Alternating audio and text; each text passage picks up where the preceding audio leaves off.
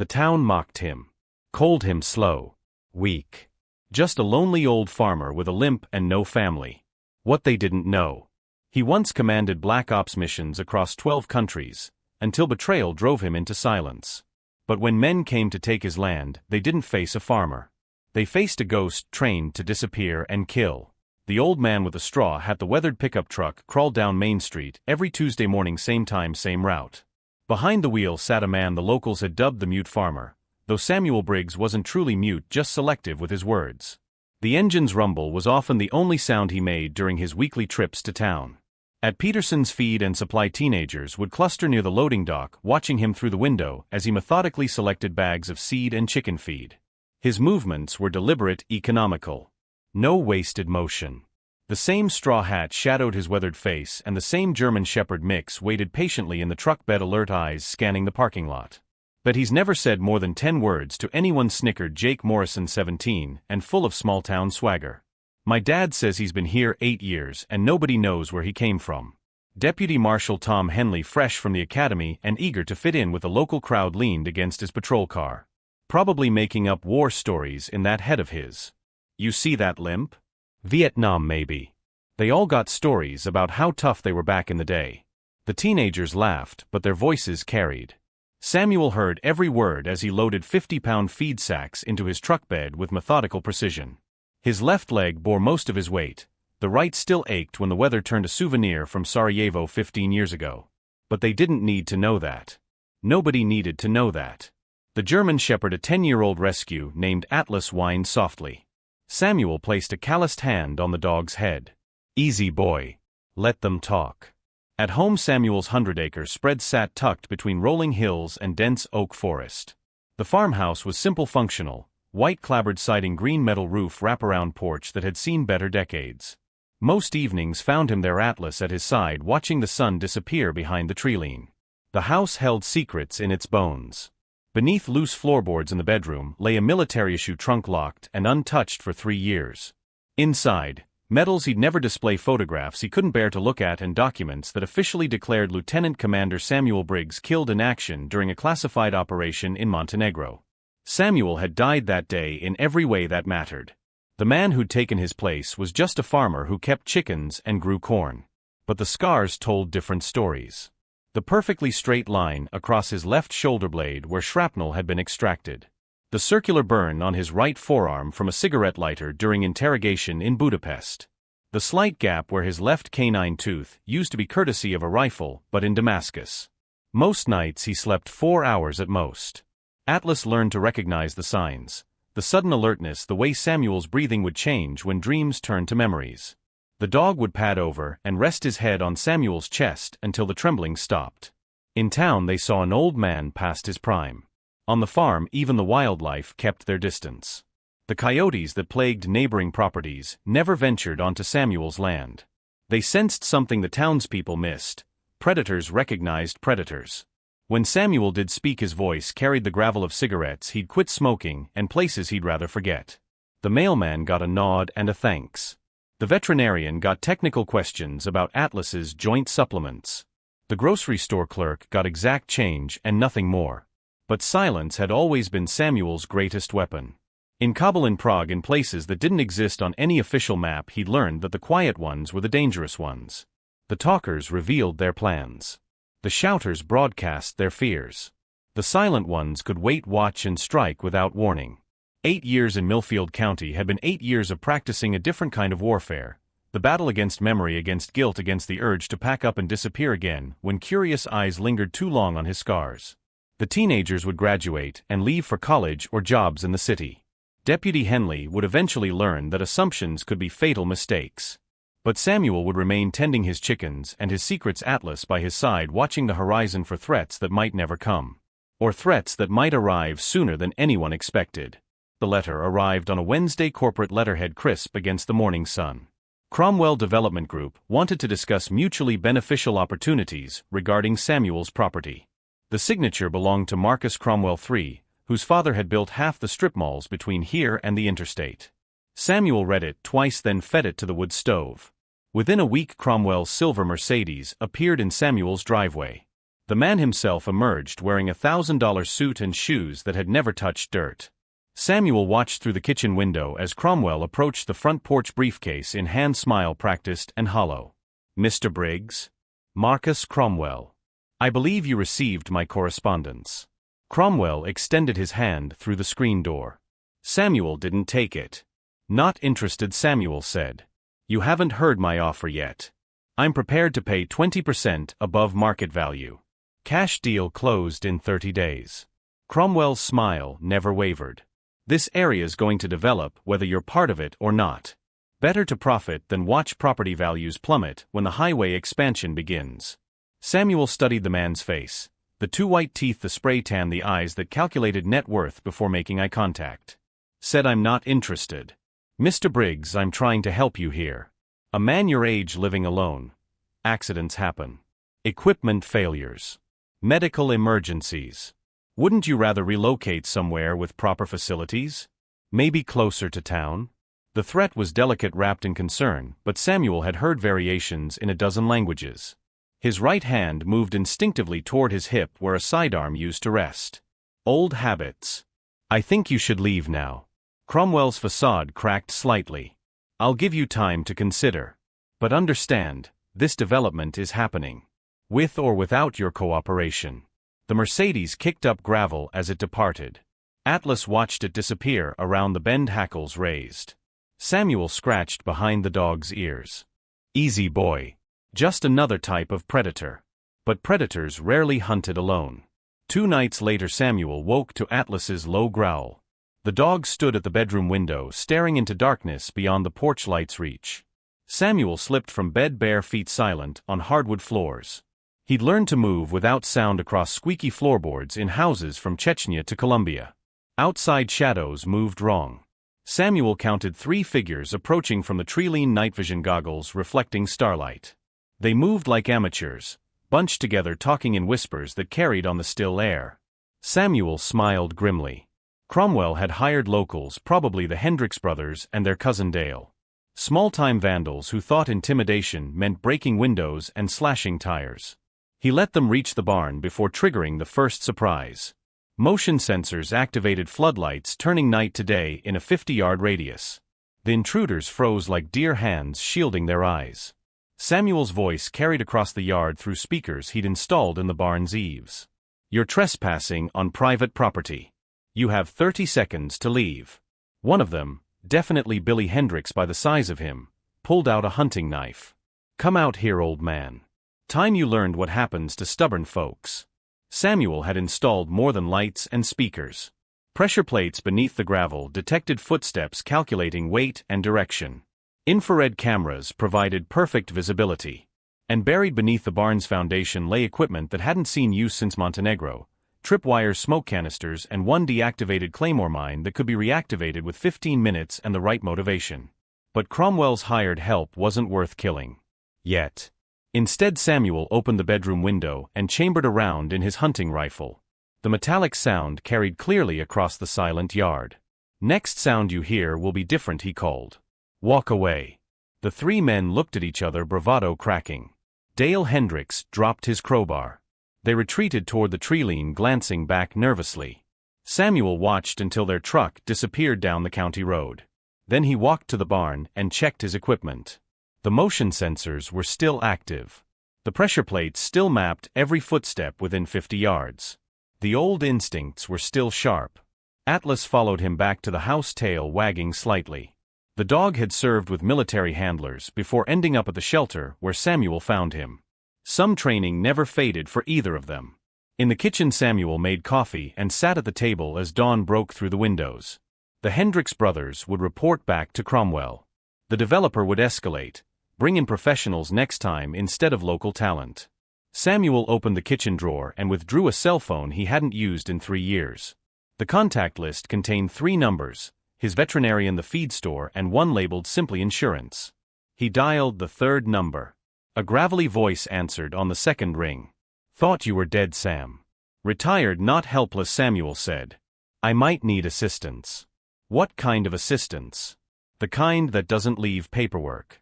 Silence stretched across the connection. Then, "How soon?" Soon enough. Samuel ended the call and returned the phone to the drawer. Outside, Atlas patrolled the fence line, alert and purposeful. The dog understood that something had changed in their quiet corner of the world. The war Samuel had left behind was coming home. 15 years earlier, Montenegro, the warehouse sat in ruins, smoke still rising from what remained of the concrete walls. Lieutenant Commander Samuel Briggs picked his way through the debris, counting bodies. 12 tangos down. 0 friendly casualties. Mission parameters achieved. Except for the family huddled in the basement, a father, mother, 2 children who'd been in the wrong place when Samuel's team had triggered the charges. Collateral damage, the report would read. Acceptable losses in pursuit of strategic objectives. Samuel stared at the children's faces until his radio crackled. Ghost Actual, this is command. Status report. Target eliminated. Package secured. Samuel's voice betrayed nothing. Requesting immediate extraction. Copy Ghost Actual. Confirm civilian casualties. Samuel looked again at the small forms among the rubble. A girl maybe 8 years old. A boy even younger. Their father had been trying to shield them when the building came down. Negative civilian casualties, he lied. Area clear. The extraction helicopter arrived 20 minutes later. As Samuel climbed aboard, he made a decision that would end his military career and begin his exile. Some missions couldn't be justified even in the name of national security. Some victories felt too much like defeats. Present-day Jessica Reeves had built her journalism career on patience and persistence. The tip had come from a source at the Department of Defense, a single photograph in a batch of declassified documents from the Balkan operations. The man in the photo wore lieutenant commander's bars and stood beside a burning building. The caption read, Lieutenant Commander S. Briggs, Operation Ghost Protocol, Montenegro Sector. According to official records, Lieutenant Commander Samuel Briggs had died during that operation, killed, an action body never recovered. But Jessica had learned to spot discrepancies in government paperwork, and this one felt significant. She'd spent 3 weeks tracking property records, vehicle registrations, and utility connections. The trail led to Millfield County and a recluse farmer who matched the physical description in the military files. Similar height, similar build, similar age. The limp mentioned in witness statements could explain the medical discharge notation in the files. The breakthrough came from an unexpected source, Atlas. Jessica had photographed the dog from her car using a telephoto lens. When she ran the image through facial recognition software adapted for military working dogs, she got a hit. Atlas had been assigned to Special Operations Command 8 years ago, listed as transferred to civilian contractor without further details. Civilian contractor. Samuel Briggs had a dog that used to work military operations. Jessica's article ran in the Millfield County Herald on a Thursday morning. Reclusive farmer, maybe decorated war hero, included the declassified photograph alongside a distant shot of Samuel loading feed sacks into his truck. She'd been careful with the details, noting discrepancies in official records without making direct accusations. But the internet had no such restraint. Within hours, Samuel's photo was trending on social media. Military forums dissected the declassified documents. Amateur investigators cross-referenced property records with classified operation timelines. By evening, conspiracy theorists were claiming he'd faked his death to hide war crimes. Samuel learned about the article when Deputy Henley appeared at his door, hat in hand and expression sheepish. Mr. Briggs? I wanted to apologize for what I said at Peterson's a few weeks back. About war stories and such. Henley shifted uncomfortably. I read the article. If it's true, what if it is? Samuel's voice carried no emotion. Then I was out of line, sir. Way out of line.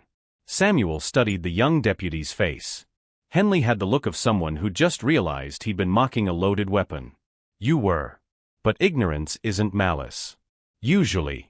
After Henley left, Samuel sat on his porch as the sun set. Atlas rested beside his chair, alert to his master's tension. Cars had been driving slowly past the property all day, curiosity seekers hoping to glimpse the mysterious war hero. Some had stopped to take pictures. The quiet life was over. Samuel's phone rang. The caller ID showed Jessica Reeves's number. She'd been calling every hour since her article went live. This time he answered. Mr. Briggs? This is Jessica Reeves from the Herald. I'd like to discuss my article with you. Nothing to discuss. I think there is. I've been researching Operation Ghost Protocol. There are inconsistencies in the official reports. Families in Montenegro still ask questions about civilian casualties that were never acknowledged. If you're really Lieutenant Commander Briggs, Samuel ended the call and removed the battery from the phone. Inside the house, he walked to the bedroom and knelt beside the loose floorboards. The trunk had waited 3 years for this moment. Samuel lifted it onto the bed and turned the combination lock. His daughter's birthday, the only number he'd never forget. The contents spilled across the bedspread. Silver star. Bronze star with V device. Purple heart with 2 oak leaf clusters. Commendation medals from operations that officially never happened. And at the bottom, wrapped in plastic, the citation for his final mission. For extraordinary heroism during combat operations in hostile territory, Lieutenant Commander Briggs displayed exceptional leadership and tactical expertise in the elimination of high-value targets while minimizing civilian casualties. The lie was right there in black and white. Minimizing civilian casualties. Samuel had written those words himself, part of the fiction that kept ugly truths buried in classified files. Atlas whined softly and placed his head on Samuel's knee. The dog sensed the shift in his master's mood, the way memories could transform a quiet evening into something darker. Samuel gathered the medals and documents, returned them to the trunk, and slid it back beneath the floorboards. But he kept one item, a photograph of his team from their final mission. 12 operators who'd trusted him to bring them home. 11 had made it. The 12th had died covering their extraction, buying time Samuel had used to save soldiers while failing to save children. Tomorrow would bring more reporters, more curiosity seekers, more questions about operations that were supposed to stay buried. The quiet farmer's life was ending. But Samuel Briggs had survived worse transitions. The question was whether Marcus Cromwell had read the article and what he planned to do with the information. Marcus Cromwell read the article twice before reaching for his secure phone. The number he dialed belonged to a contact in Atlanta, a man who specialized in problems that required permanent solutions. Vincent? It's Marcus. I need a consultation. What kind of consultation? The kind that involves an old soldier who doesn't want to sell his property. Vincent Kane had spent 15 years in Army Special Forces before discovering that private military contractors paid significantly better than government service. His client list included corporations, foreign governments, and individuals wealthy enough to afford his unique skill set. The Cromwell account had been particularly profitable. How old and how much of a soldier? Special operations. Maybe Black Ops. The internet says he's officially dead. A pause. That changes the price. How much? Double. Plus hazard pay if he's still operational. Cromwell did the math. The development project would net 50 million once complete. A few $100,000 to remove one stubborn farmer seemed reasonable. Done. But I want it to look accidental. Accidents can be arranged.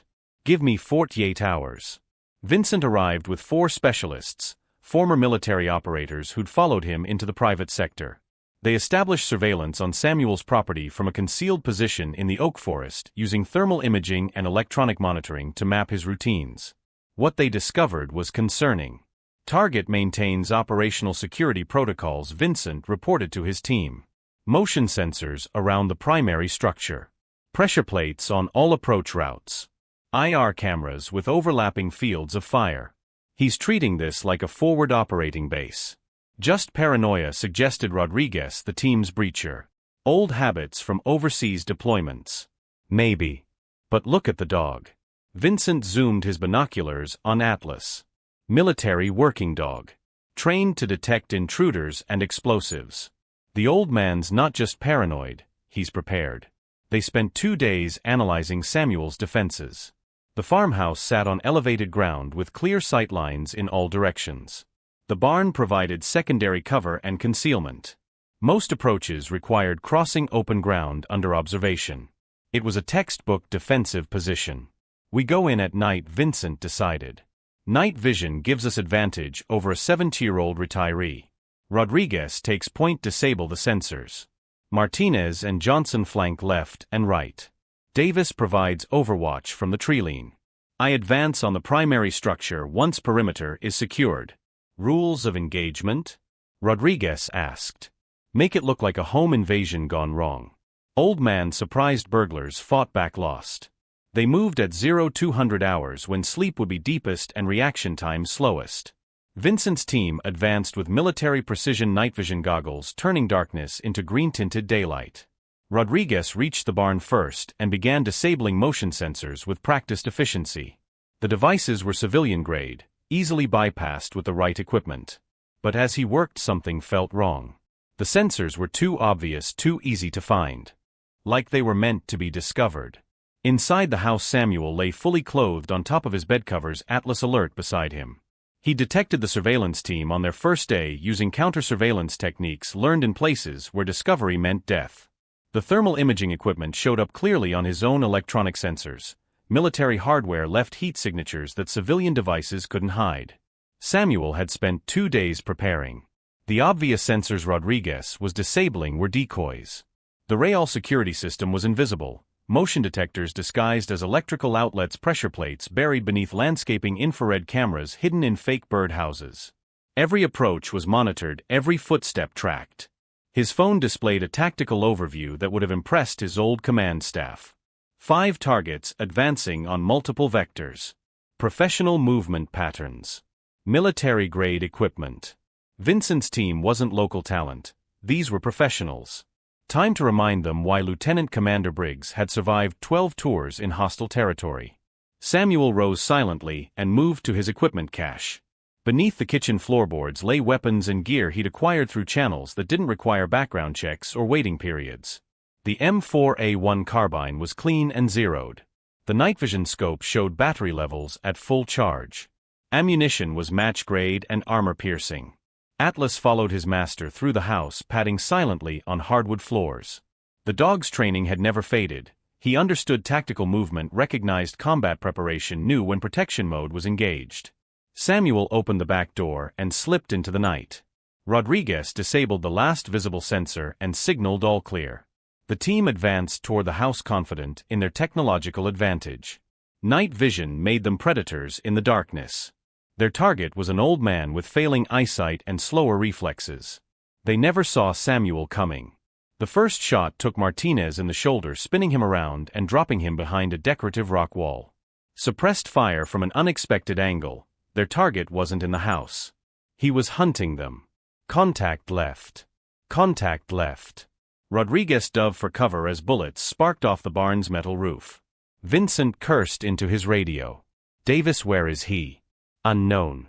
Muzzle flash came from everywhere. "He's using multiple positions." Samuel had spent 8 years preparing this ground. He knew every shadow, every sight line, every piece of cover. The tactical advantage belonged to the defender who knew the terrain, not the attackers who relied on technology. He moved like smoke between prepared positions, firing 2 or 3 shots before relocating. The suppressed rifle made whispered sounds in the darkness.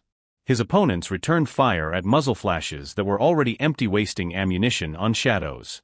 Johnson tried to flank right and walked into a tripwire connected to a flashbang grenade Samuel had acquired from the same source as his rifle. The explosion lit up the night and left Johnson temporarily blind and deaf, stumbling toward Samuel's secondary position. Samuel emerged from concealment behind Johnson, placed the rifle's muzzle against the mercenary's neck, and spoke quietly, "Drop your weapon." Johnson complied, night vision goggles askew, ears ringing from the explosion. "Lay face down. Hands behind your back." Zip ties secured Johnson's wrists with professional efficiency. Samuel had restrained prisoners in a dozen countries. Muscle memory took over. Rodriguez tried to reach Martinez, who was bleeding badly from his shoulder wound. Samuel's voice carried across the darkness. "Medical attention is available. Surrender your weapons. Go to hell." Rodriguez opened full automatic fire toward the sound of Samuel's voice, bullets chewing up decorative landscaping and finding only empty air. Samuel had already moved. His next shot took Rodriguez in the thigh, deliberate placement that disabled without killing. The mercenary collapsed, cursing and clutching his leg. That left Vincent and Davis. Vincent was reassessing his intelligence. The target moved like special operations personnel, not a retired farmer. His tactics were professional. His equipment was military grade. Most concerning, he was using non-lethal force when killing shots were available. Professional courtesy between soldiers or setting up for something worse. Davis report. Overwatch position compromised. Target has thermal imaging. He can see our heat signatures. Vincent had walked into a trap. They were outgunned, outmaneuvered, and fighting on ground the enemy knew better than they did. Time to withdraw and regroup. Exfil now. Leave the wounded. Davis abandoned his sniper position and ran for the vehicles. Vincent followed, professional pride warring with survival instinct. They'd underestimated a target based on age instead of capability, a rookie mistake that was costing them the mission. Samuel let them run. Atlas had tracked their escape route and would alert if they returned. Meanwhile, 3 mercenaries lay secured in his yard, requiring medical attention and explanations to law enforcement. He dialed 911 from his secure phone. 911, what's your emergency? This is Samuel Briggs, 428 County Road 15. I have 3 injured trespassers on my property, requiring medical attention. Send ambulances and law enforcement.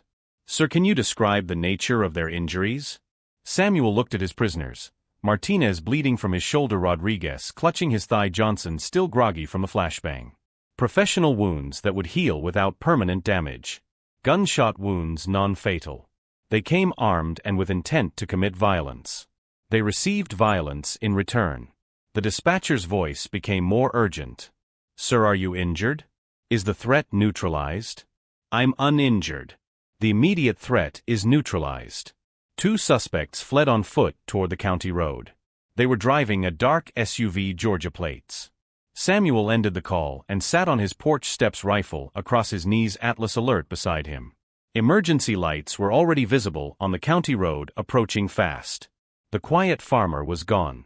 Lieutenant Commander Briggs had returned. Sheriff Margaret Hayes had seen her share of violence during 23 years in law enforcement, but nothing quite like the scene at Samuel Briggs's farm. 3 professional operators zip-tied to fence posts, their weapons and tactical gear arranged in neat piles beside the barn. The old farmer sat calmly on his porch, rifle broken open and empty, waiting for her arrival. Mr. Briggs, she said, stepping carefully around the evidence markers her deputies were placing. Want to tell me what happened here? Samuel's explanation was precise and factual. Armed intruders had approached his property with obvious hostile intent. He defended himself using appropriate force. The wounded men required medical attention but posed no further threat. You took down 3 trained operators without killing anyone, Sheriff Hayes observed. That's either remarkable luck or considerable skill. Considerable training, Samuel corrected. A long time ago. The wounded mercenaries were transported to Millfield General Hospital under guard. Their leader, Vincent Kane, was arrested at the county line during a traffic stop. His SUV matched the description Samuel had provided. The 4th operative, Davis, disappeared into the night but left behind enough evidence to identify him. By morning, the story had exploded across social media. Videos shot by passers-by showed ambulances and police vehicles streaming toward the Briggs farm. Cell phone footage captured the suspects being loaded into ambulances, their tactical gear clearly visible. Within hours, military forums were analyzing the equipment and speculating about the operation that had gone wrong. Jessica Reeves arrived as crime scene investigators finished their work. She found Samuel in his kitchen drinking coffee and watching the sunrise through windows that now held bullet holes. Mr. Briggs? Jessica Reeves, Millfield Herald. We spoke on the phone. Samuel gestured to an empty chair. Figured you'd show up eventually. Can you tell me what happened here? What happened is that some people made assumptions about an old farmer. Those assumptions were wrong. Jessica activated her voice recorder. The men who attacked you were professionals. Military contractors.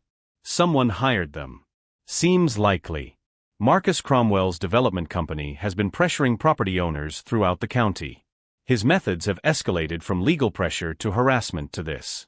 Are you going to press charges? Samuel sipped his coffee. Sheriff Hayes is handling the legal aspects. I just defended my property. But you're not just a farmer, are you?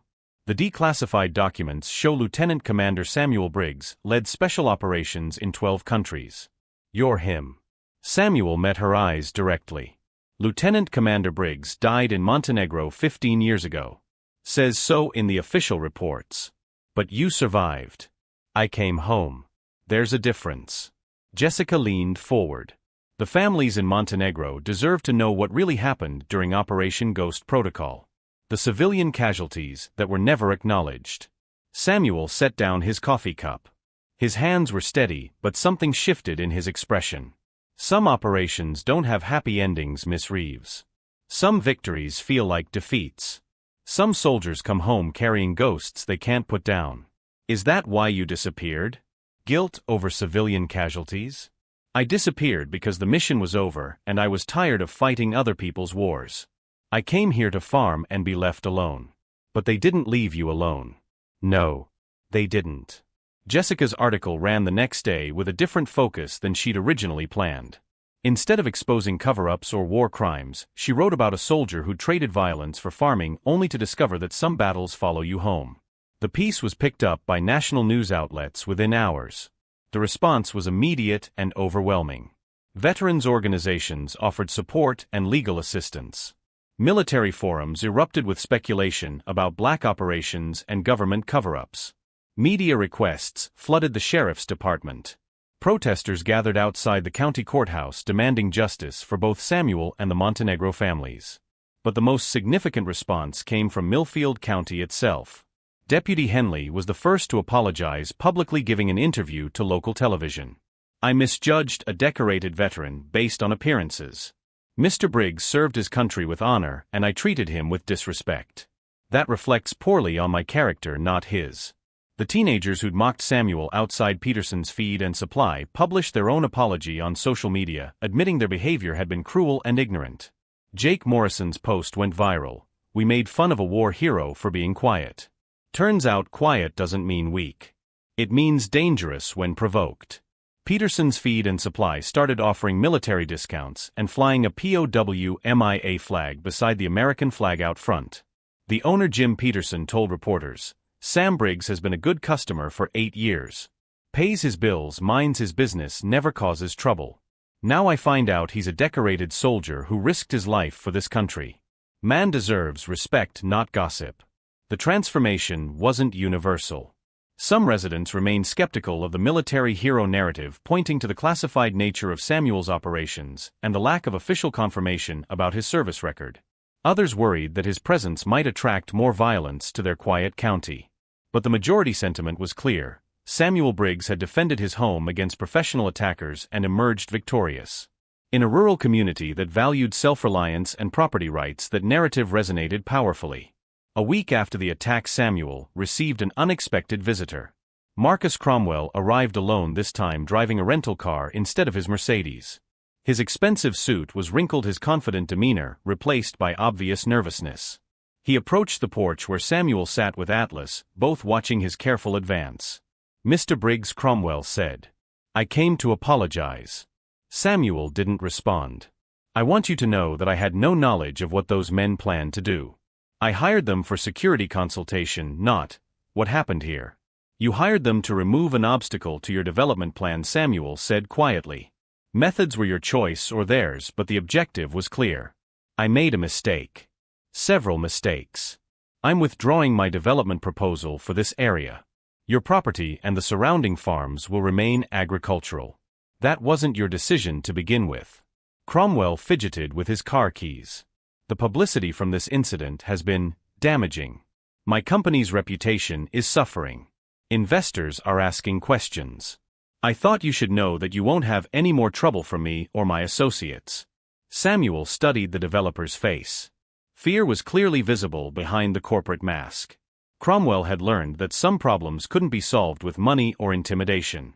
Good, Samuel said. Anything else? No, sir. Just. I'm sorry it came to this. Samuel watched Cromwell's rental car disappear down the county road. Atlas resumed his position beside the porch chair, alert but relaxed. The immediate threat had passed, but vigilance remained. That evening Samuel's phone rang. The caller ID showed Jessica Reeves's number. Mr. Briggs? Jessica Reeves. I wanted to let you know that Marcus Cromwell held a press conference this afternoon. He's officially withdrawing from all development projects in Millfield County. I heard. He also announced a charitable foundation to support veteran services. Claimed it was inspired by recent events. Samuel almost smiled. Guilt makes people generous sometimes. There's something else. I've been contacted by families in Montenegro. They're asking if you'd be willing to speak with them about what happened during Operation Ghost Protocol. The line went quiet for a long moment. Those families deserve answers, Jessica continued. Whatever happened over there, whatever mistakes were made, hiding the truth doesn't honor the dead. No, Samuel said finally. It doesn't. Will you speak with them? I'll consider it. After ending the call, Samuel walked to his bedroom and knelt beside the loose floorboards. The trunk came up easily, its contents still wrapped in plastic and shame. But perhaps some secrets were meant to be shared, not buried. Atlas padded into the room and sat beside his master, patient and alert. The dog had learned that some nights required vigilance, but this felt different. Not like preparation for battle, but like preparation for peace. Outside, a car drove slowly past the farm, another curiosity seeker hoping to glimpse the mysterious veteran who'd made national news. But instead of hiding or feeling annoyed, Samuel felt something approaching: acceptance. The quiet farmer's life was over, but maybe Lieutenant Commander Briggs could find a different kind of peace. The kind that came from facing ghosts instead of running from them. Samuel closed the trunk and returned it to its hiding place beneath the floorboards. Tomorrow would bring more reporters, more questions, more people wanting pieces of a story he'd tried to forget. But tonight he sat on his porch with Atlas beside him, watching stars appear over land he defended and would continue to defend. The war was over. The battle was won. The quiet had returned. But this time it was the silence of a guardian, not a ghost.